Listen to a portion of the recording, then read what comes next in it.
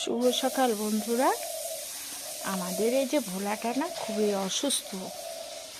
ওর সামনের পা দুটো না অবশ হয়ে গেছে। তাই আমার ছেলের কাছে যাওয়ার জন্য ব্যস্ত, কারণ এটা বুড়ি ঠাকুরের নামে আমার ছেলে, ছোট ছেলে ছেড়ে দিয়েছে, মানে দিনহাটার বুড়ি ঠাকুর। আর ও যেতে পারবে না দেখি ঘরে ওর জুতোগুলোর কাছে এসে বসে আছে, আর একদম হাঁটতে পারতেছে না।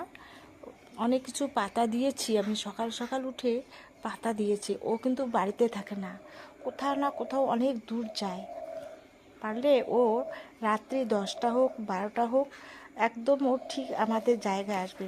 এই তো উঠার ব্যবস্থা, মানে উঠতে চেষ্টা করতেছে, পারে না। সামনে পা দুটো একদম অবশ হয়ে গেছে, খুবই অসুস্থ। যাই হোক, আমি বুড়ি ঠাকুরের কাছে অনেক প্রার্থনা করেছি সকালে স্নান করার পর, তবু ও ভালো হচ্ছে না, জানি না। তারপর এখন আমার ছেলে গতকাল রাত্রেই বলেছিল যে ডক্টর নিয়ে আসবে, কিন্তু ও এখনও ঘুমিয়ে আছে, খুব চেষ্টা করতেছে, আর ভীষণ রৌদ্র লাগছে। আমি কিন্তু ওকে নিয়ে আসতেও পারতেছি না এই রকম। যাই হোক, ওর কোনো ব্যবস্থা থাকলে বন্ধুরা কমেন্টে জানিও। ও আমার খুবই খারাপ লাগে, কারণ একটা পশু জাতীয় জিনিস, এরকম কষ্ট না ভালো লাগে না।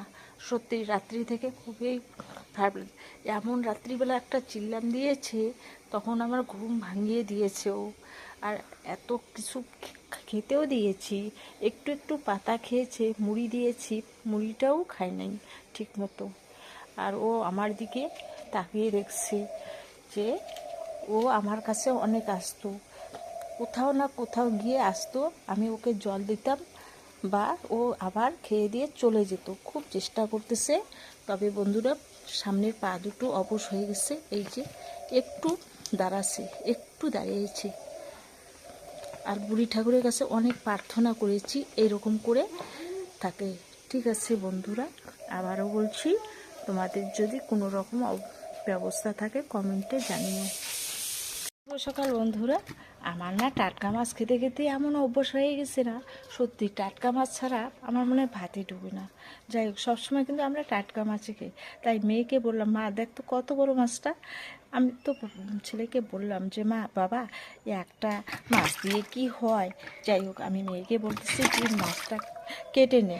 সকাল সকাল তো আমাদের বেশিরভাগই রান্না হয়ে যায়। যাই হোক বন্ধুরা, আমাদের এই যে টাটকা মাছটা তোমরা দেখতেই থাকো। টাটা।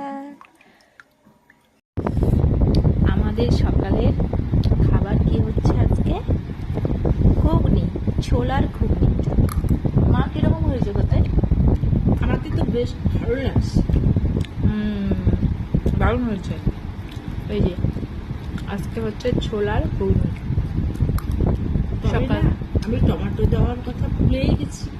টমেটো দেওয়ার কথা ভুলে গেছো? হ্যাঁ মা, তবু টেস্টি হয়েছে। অনেক ব্যস্ত ছিলাম। এই যে আমাদের পুরাটা অসুস্থ,